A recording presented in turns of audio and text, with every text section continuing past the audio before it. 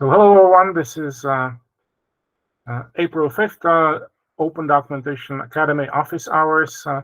And today we're going to start by talking about documentation validation or content validation, linking checks, and the various ways they can be automated. So first, let me share my screen. And the only thing that I'm going to be sharing actually is my browser window. So just please confirm if you can see this.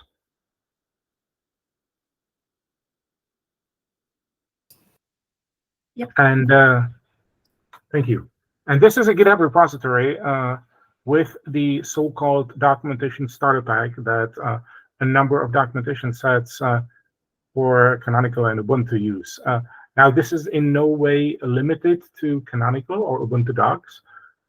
It's just it's just hosted under the Canonical organization, but it's open to anyone. Anyone can use it. Anyone can contribute to it if they wish. And what it does is it's a very simple setup on how to get started with documentation on the website Read the Docs.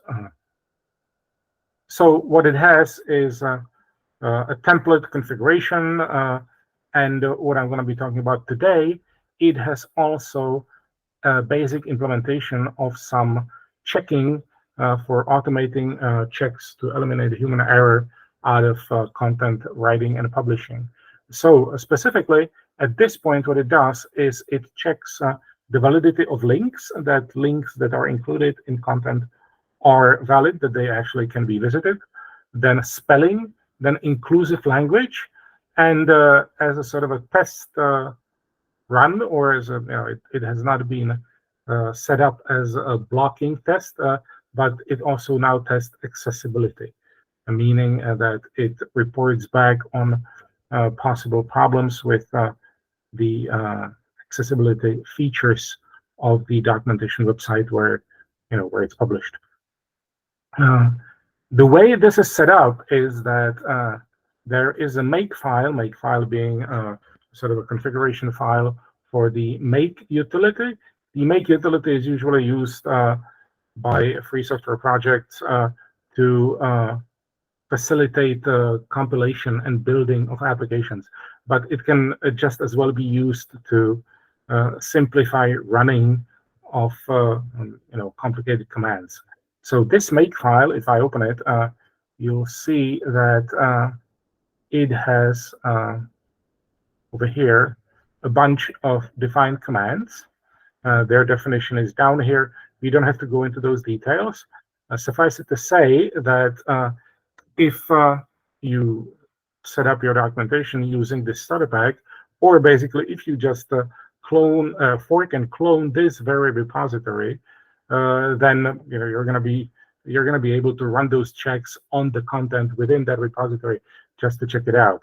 So in that repository, once you have it offline, you can run the make command with the various subcommands that are defined in the Makefile, and those are make spelling, make link check, and make woke.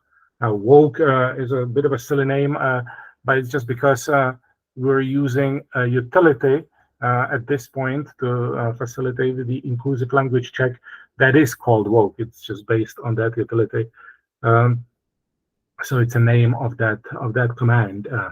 So now let me switch my sharing to my command line, and I'm going to show you what it looks like. So let me just see if you can. Let me just know if you can see my command line. And right here, yeah, I can see it. It's sharing. I'm in a documentation directory within a repository. This particular repository is for the Ubuntu installer. So it's the application that is used to install the Ubuntu operating system. So as you can see here, it's called Subiquity, the project.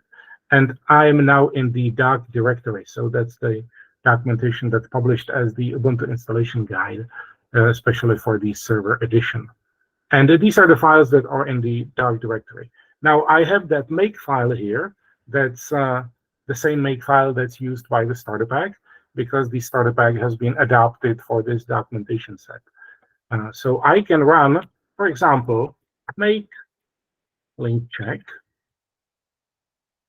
in this directory, and as you can see, there's some Python stuff above because it's based on Python, but here you can see the different checks. As you can see, it's capable of following redirects. That does not confuse it, and it checks all the different files and all the links that are included in there, and it says, okay, in this particular case, we don't have any problem. So it says that the build succeeded. Well, it's not really a build, but it's a Makefile, so it thinks it's a build.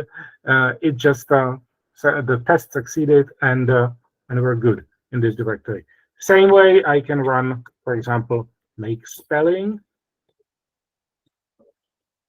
That's going to take a slightly longer. That's not the most efficient of programs that we used for spelling at this point. It's the Python PySpelling module. And it's going to spit out that the spelling check passed. Now, let me show you what it would look like if the spelling check did not pass. So, for example, I can edit a file, which is right here, and let me screw something up. Let's do something like this. So you see that my editor immediately shows that it's misspelled, but let's ignore that. Let's save that file, and let's run make spelling again.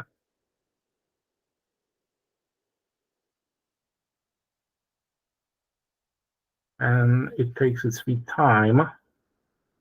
But finally, I'm shown the result of the check, and it says that the spelling check failed, and it tells me that in this file, it found this problem. Now, you may notice that I have actually edited a different file. Now, that's because this particular spelling application or check, spell check, has a bit of a problem.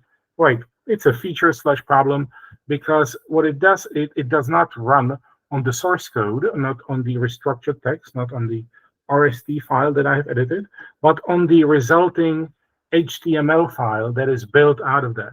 So it actually shows me that within the _build subdirectory into which this subdirectory is built, and that's the one, as you can recognize, that's based on the file name, then the index.html file actually is the one that contains the error. So it's not entirely super intuitive, but it's enough to recognize, once you get used to it, what file you actually need to look at.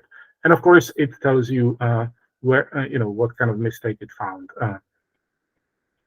Now, this is also useful because if you use that templating system that we have in the starter pack, then these same checks can be run automatically on a repository. So that is implemented using GitHub Actions. So let me switch back to the browser, and let's take a quick look at that. So now I'm switching to the GitHub/workflows subdirectory within the starter pack repository, and there is a file called automated.checks.yaml. That's a basic way to configure GitHub Actions. GitHub Actions are automated actions, automated operations that are run every time a specified action happens within a repository. You can easily see it here, what's happening. It says that on, meaning that on push, when something is pushed into the repository, or when a pull request is open, or when a workflow dispatch basically means a manual running of the action. So on those occasions, the following checks are run. Now, what's happening here is that we don't actually define the checks in this repository, but we call a different action from a different repository, and that's the repository that's called documentation workflows. And in that, if we were to go into that directory, in that other repository, we would see that within documentation checks.yaml, there are the 3 definitions of those checks. And what those checks do is they do exactly the same thing that I have demonstrated on local, on my command line. What they do is that they clone the repository in question to a running virtual machine or to a container that the GitHub Actions use.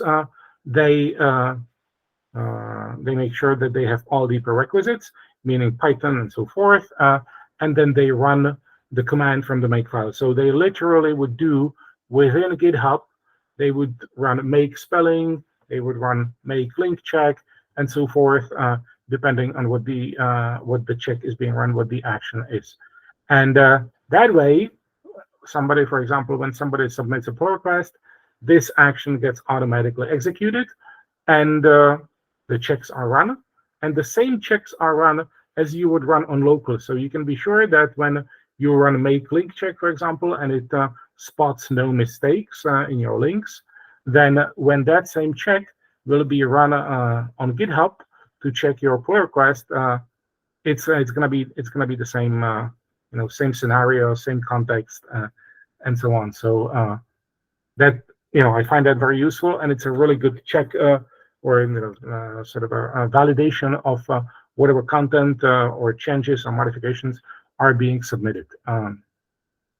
So that's in a way of an introduction to how we do much of the checking of content in our documentation.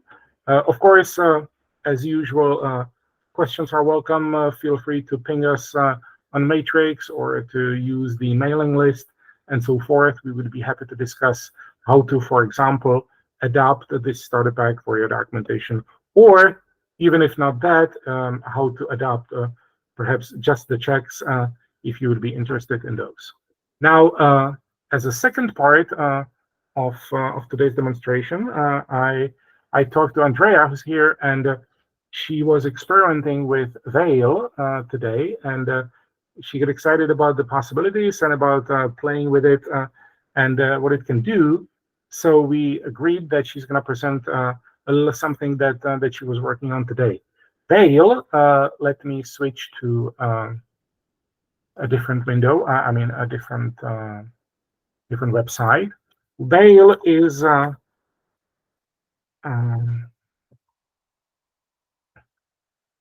linting tool, content validation tool that can be incorporated into checks such as the one that I was showing you on GitHub, but it can also be run on command line, and it can also be incorporated or integrated into your text editors, for example, which I believe Andreia was going to show you too. We're going to share all of these links as well in the chat and on Matrix. This is a very cool linting tool that we are actually thinking about adopting, or not really thinking. We have already decided to, but we're just now in the process of porting our checks to that.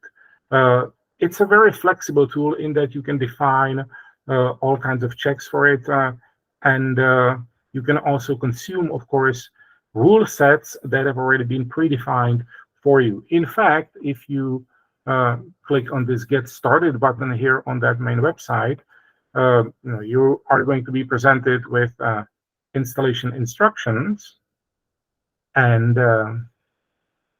once you're done with those, once you have been able to successfully install Vale on your machine, you're going to be able to use what is called the config generator on this website, which is a very nice little tool that allows you to interactively select, for For example, right here, you can select, I don't know, let's say that I want to base my style checking on the Microsoft Writing Style Guide.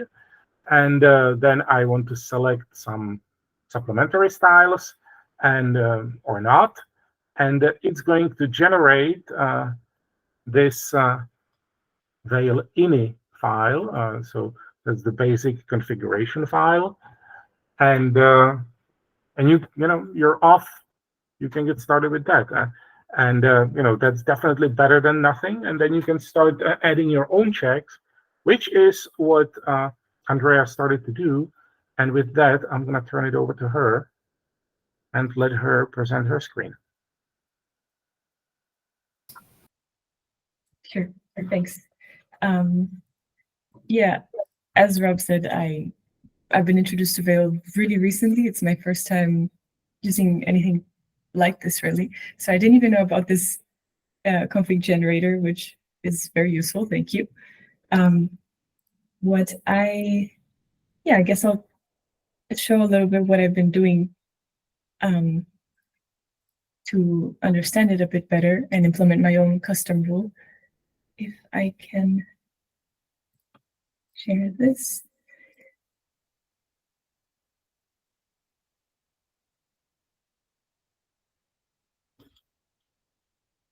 All right. Cool. So yeah, I wanted to start with something easy, so I just decided to make my first rule something with a simple logic. Like we have a style guide that tells you that there are a few contractions you shouldn't use due to whatever reasons. They're a bit informal or first person, like I'd instead of one would, stuff like that. And we just want to warn users, you might want to reconsider to use this instead and whatnot. So it was just, I looked through the Vale docs, and you can define, for example, what kind of search you want to do. You can tell it to search if something exists, and just if it exists, then throw a warning. In this case, I use substitution, which is check if it exists, and if it exists, match it to a specific suggestion. Like, for example, I define those here. If you find the contraction ain't, maybe suggest isn't, and so on. We have a message here with format specifiers. That's what they're called. That just should display a message. And pretty simple. In case anyone sees this, this is commented because of YAML having trouble parsing things that have apostrophes. That's another story that I'm still figuring out. But here are a few things that I would expect to detect in a markdown file, for example. So at this point, I think that I'm done and I'm ready to use it. But then I realized I should test it. So I created, let's see, maybe I will split this and keep this here. So I created a test file.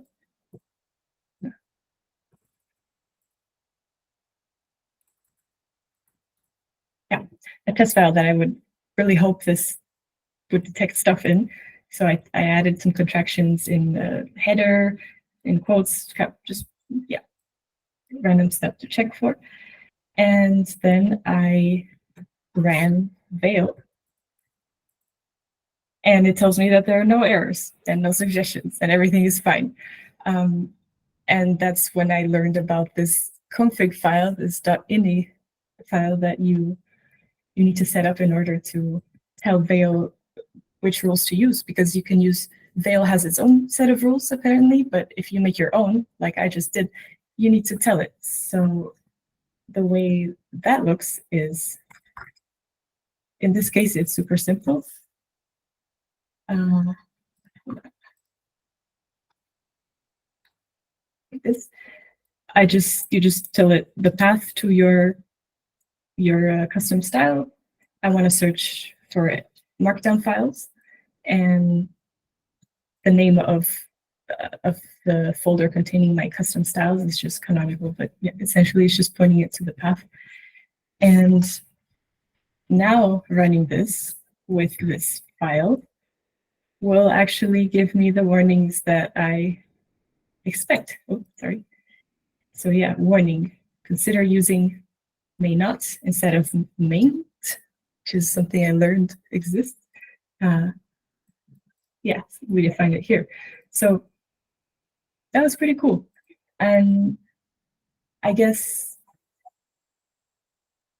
before I continue, if there are any questions, just let me know. But there's not much more to my discoveries other than perhaps for Visual Studio Code users.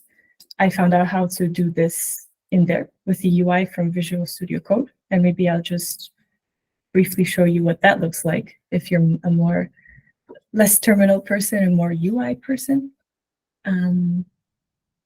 It's pretty nice, and it's, I think, supported by Vale itself even.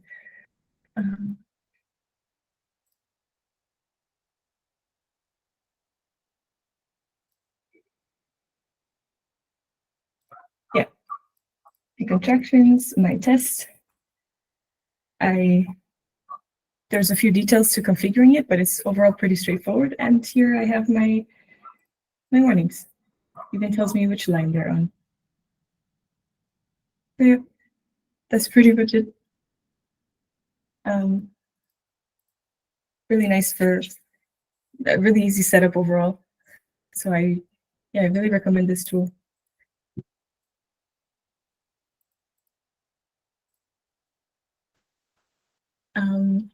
Thank you so much, Andreia. Yeah, you're welcome. Just wondering if there's anything I missed that might be interesting, but yeah.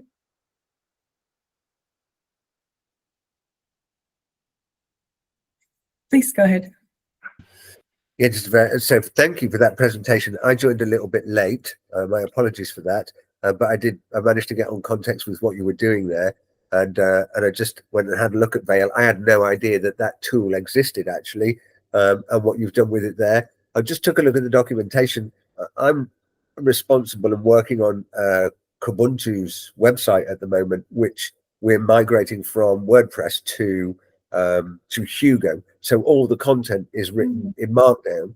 And so what I think I'm going to do from here is I'm going to take a look at Vale and see whether I can bring it into the GitHub Actions and have it actually do validation checks on the Markdown as part of the actions functions. So thank you, Andreia. That's really good. Yeah, I think this is one of the most common use cases for putting it into GitHub Action.